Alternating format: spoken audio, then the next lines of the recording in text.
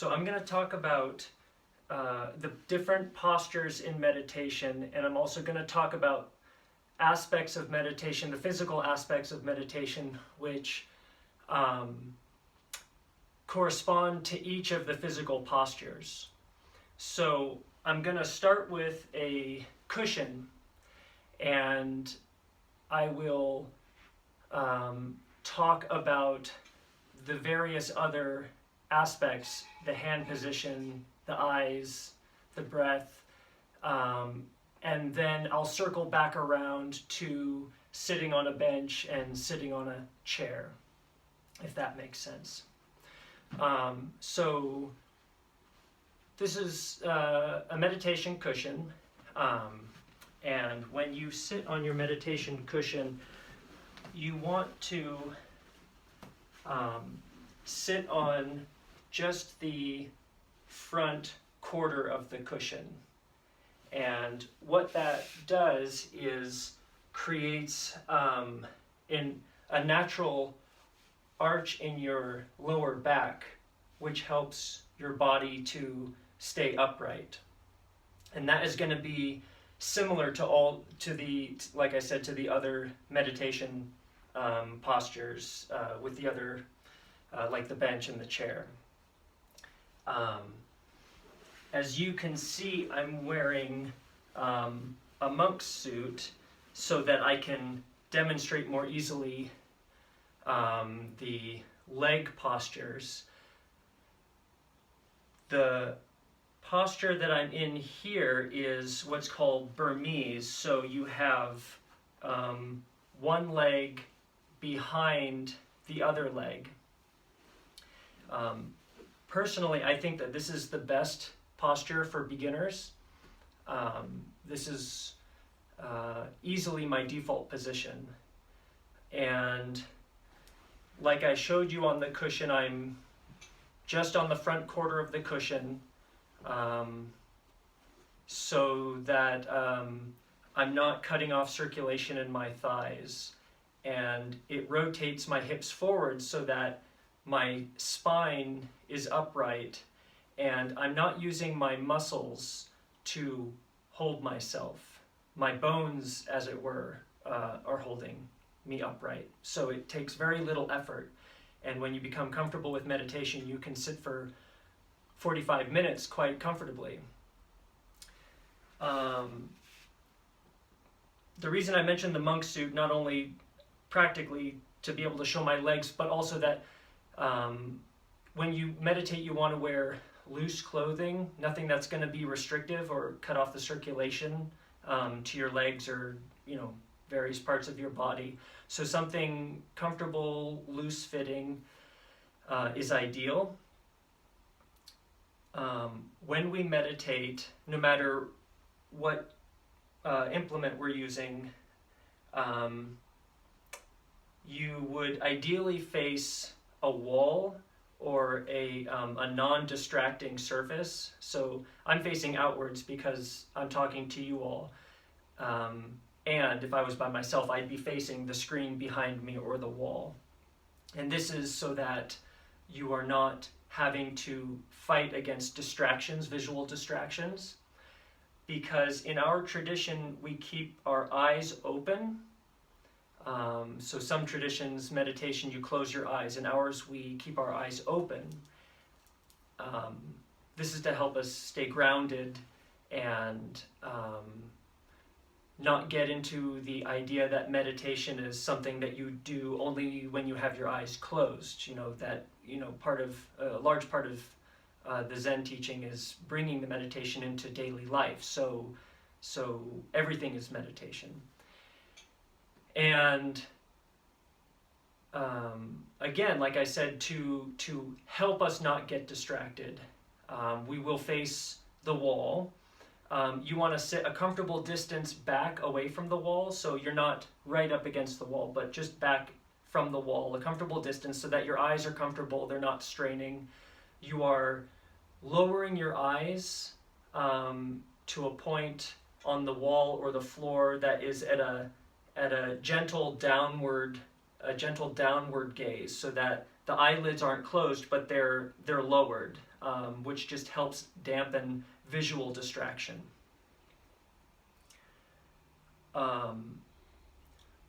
So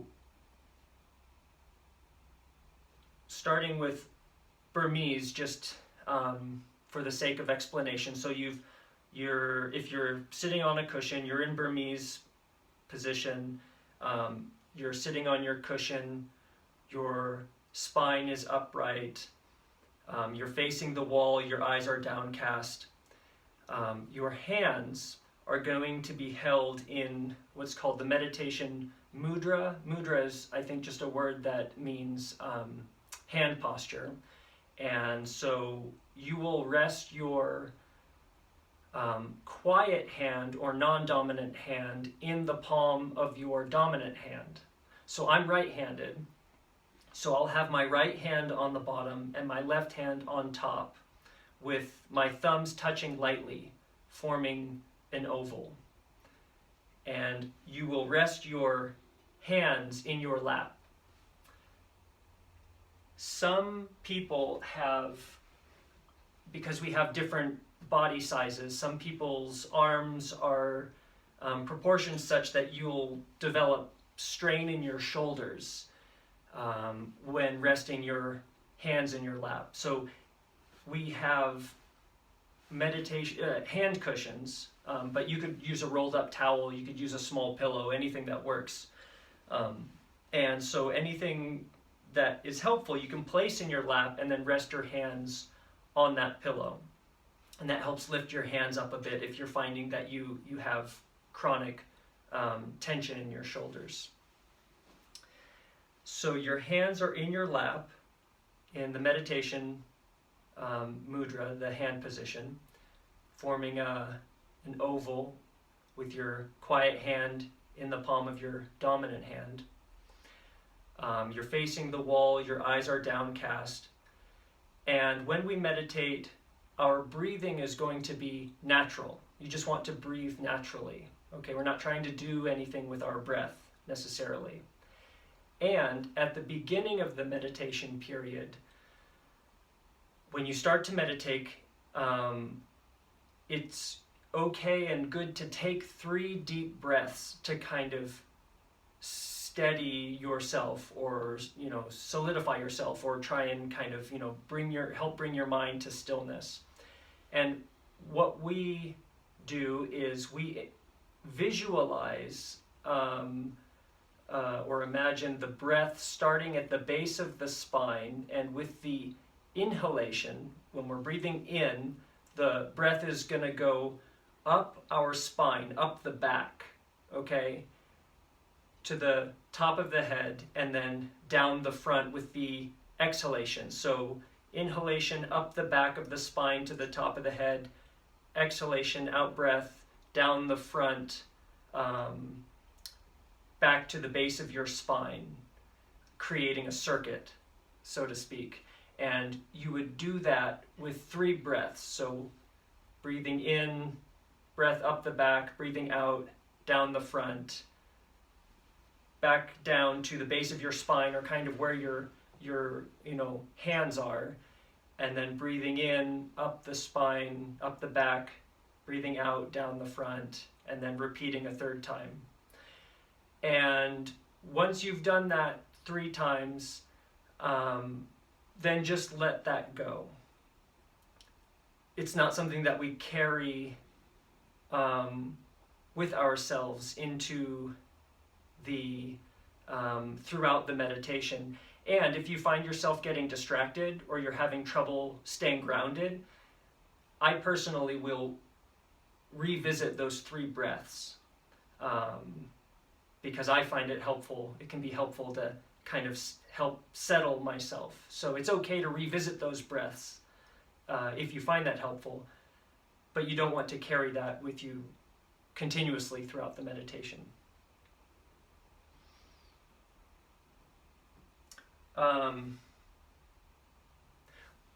Ideally, we're keeping our mouths closed. If you have allergies and your nose is stopped up, well, then it's of course fine to breathe through your mouth.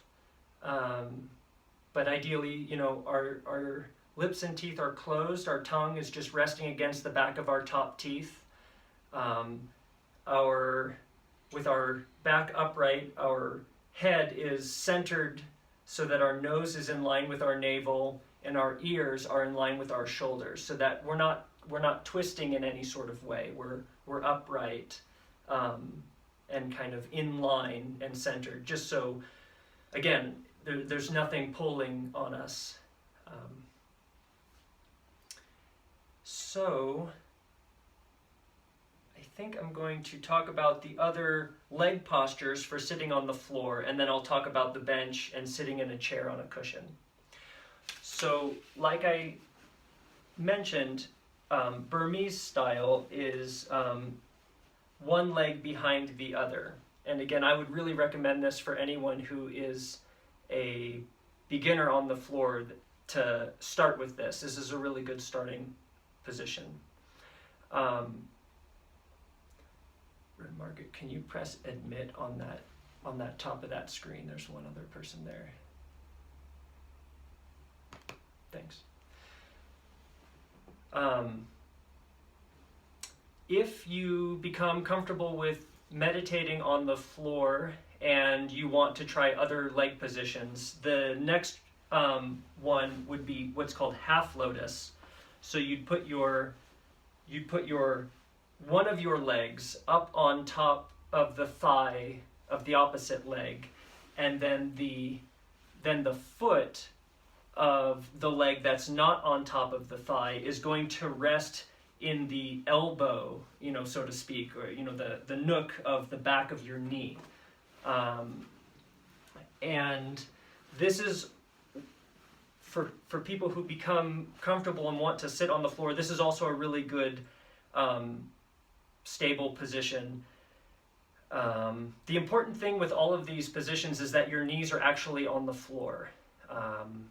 So that, because if you're finding that if you're trying to sit and your knees are up off the floor, that's not good. And you can do stretching. You can find a way to work towards that. But if your knees aren't on the floor, then you have to try a position where your knees are on the floor because you want to be stable. And then lastly, you can bring the other foot up on top of the other knee, and that's what's called full lotus. And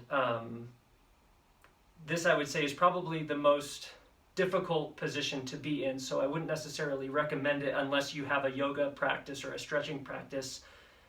It took me 2 years of stretching to be able to sit this way, and so it's just something that you shouldn't, it's not an ideal. It's not good meditation if you can sit in full lotus, or bad meditation if you can't. It's just an option. The bench is another excellent option. So the bench has a space in the middle that's going to go over your legs. So my feet are coming through the back, and the benches either have a rounded bottom or an angled wooden, that this part is like angled in such a way that you want the angle facing down towards you, because that's what creates this natural arch in your spine.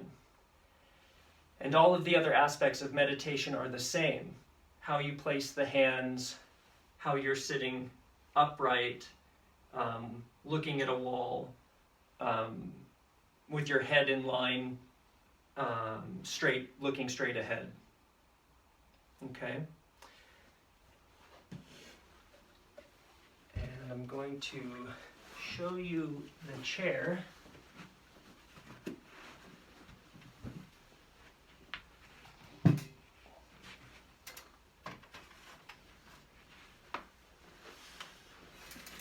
So, for sitting on a chair, there's this wedge, which, as you can see, is cut in such a way that it has this angle to it. And that, again, is doing the same thing that the cushion is doing and that the bench is doing, that it's helping our hips tilt ever so slightly so that it's creating that natural arch in the back of our spine. And is that, yeah. So again, ideally you're not sitting against the backs of the back seat of the chair. If you're learning to meditate and you find that your back becomes tired, it's okay to lean back against the seat. And working towards sitting on the front of the chair is, I think, aiming towards the ideal. And like the other devices, the cushion and the bench, it's, again, just that natural arch in the back of my spine, which is created by the tilt of the wedge. And sitting with my hands in my lap, looking straight ahead, nose in line with the navel and the ears in line with the shoulders.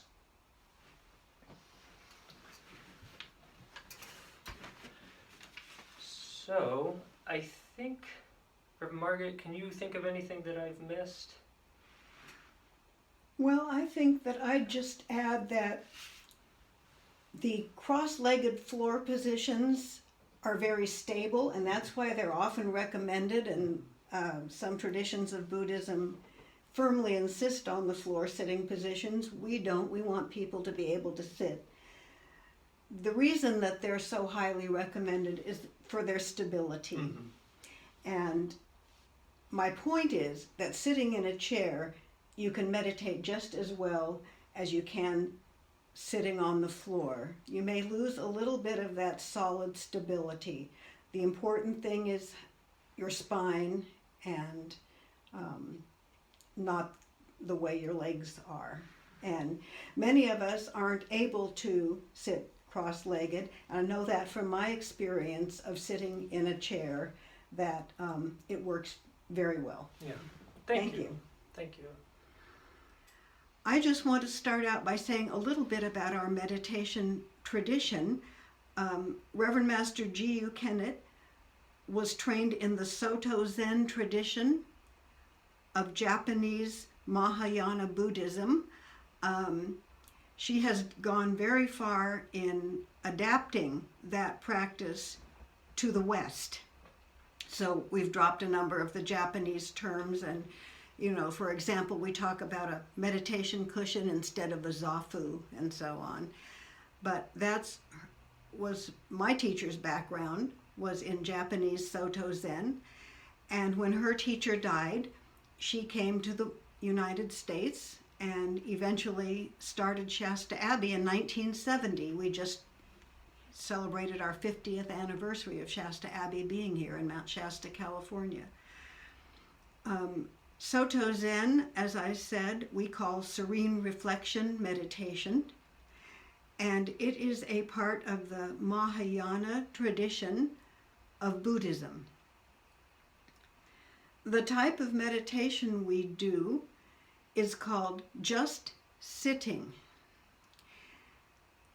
and the instructions for meditation handed down to us from Great Master Dogen in the 13th century say, just sitting, neither trying to think nor trying not to think.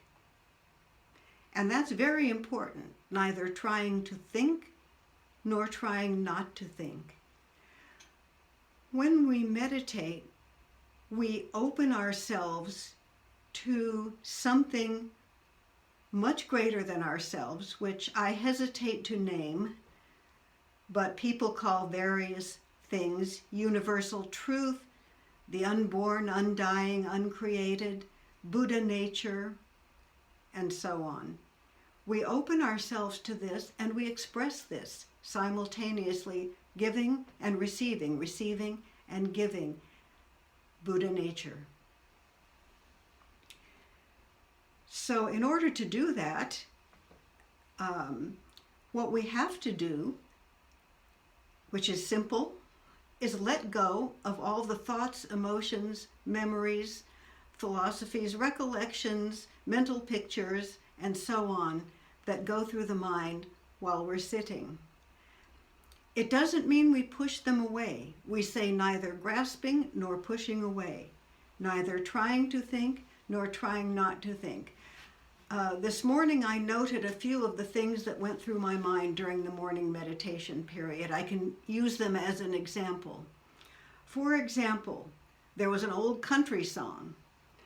There was a list of things that I was going to do immediately after the meditation period was over. There was a recollection of something I did yesterday. There was a criticism of another person in the community.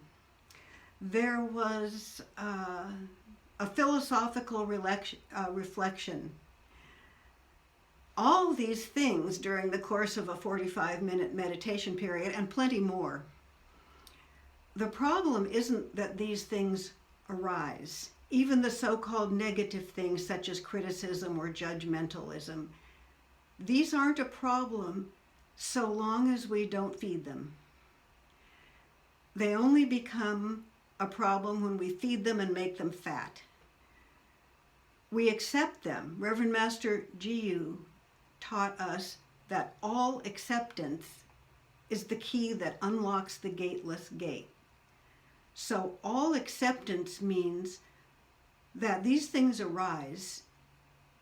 We accept them. We don't judge them. We don't get off on a train of thought saying, this is a good thought, that's a bad thought, I wish I didn't have that thought. Where did that thought come from? Why am I having this thought? Because then we're just compounding the thinking and we're just feeding it. What we do is simply allow it to be there, see that it's there, and allow it to pass away. And we do this an infinite number of times throughout our lifetime. Meditation is a lifetime practice. I started many years ago, and I still meditate much the same way I did in my first year.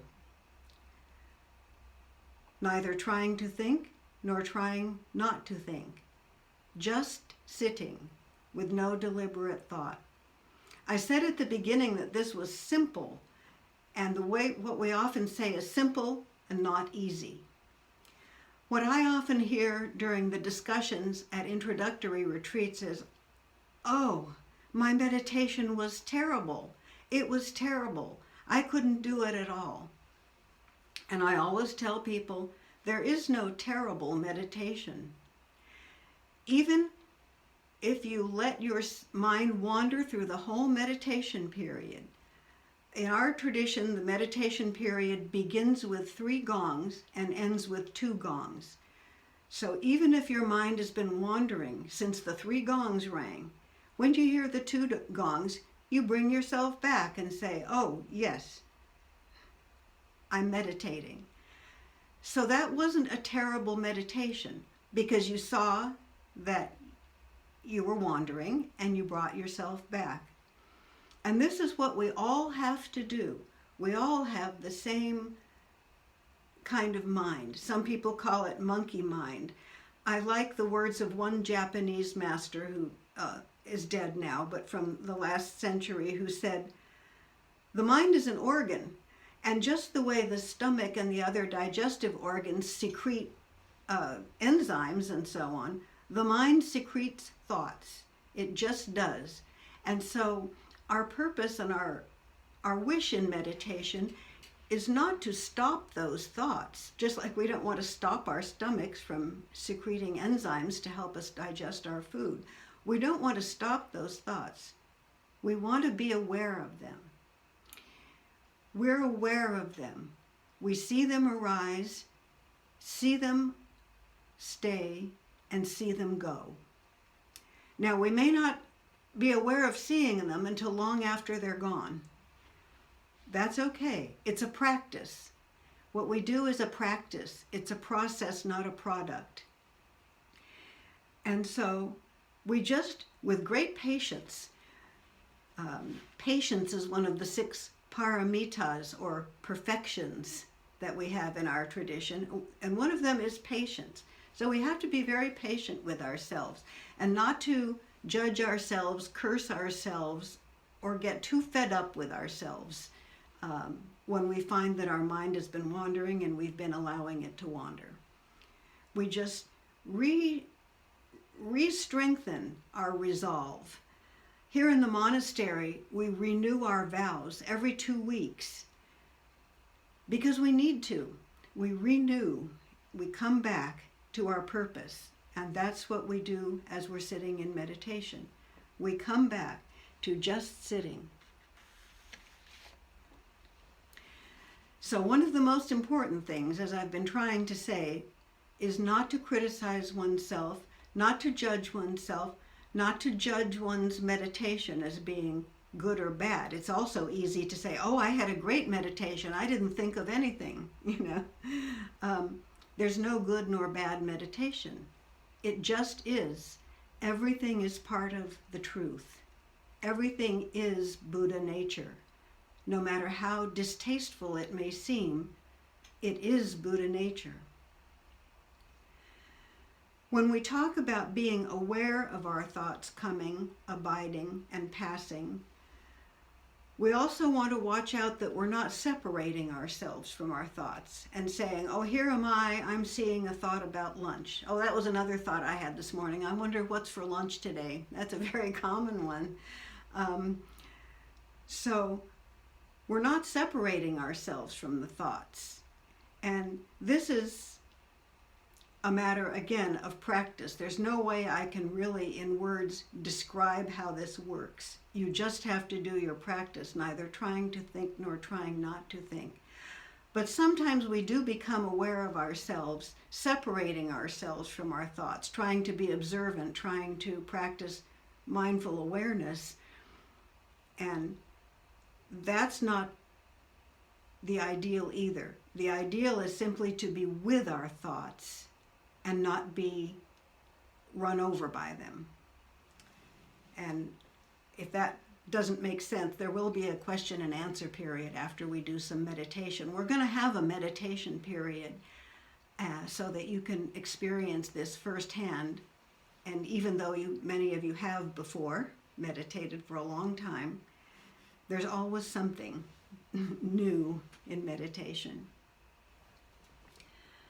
Okay, let's see. We have about 5 more minutes. Reverend Allard, do you have anything to add to what I've just been saying? One thing that I have always found helpful is, I can't remember who first pointed this out, but meditators will often say, I don't know what I'm supposed to be doing. And I heard once someone say that, well, meditation is not about something that you're doing. It's something that you're not doing. If that is helpful to anyone, I've always found that image of the not doing really helpful to cut through that, what I think is a very natural human tendency to think about, okay, I'm meditating, what am I doing? Well, it's what I'm not doing. That's the important thing, if that makes sense. Does that make sense? Yes, it does. I was trying to reach for the book, Reverend Master Daishin Morgan's book, Sitting Buddha, which is one of the books that's recommended to people beginning in meditation in our tradition. And it's at one of the chapter headings. It says, meditation is doing nothing. You're doing nothing when you meditate. Right. Yeah.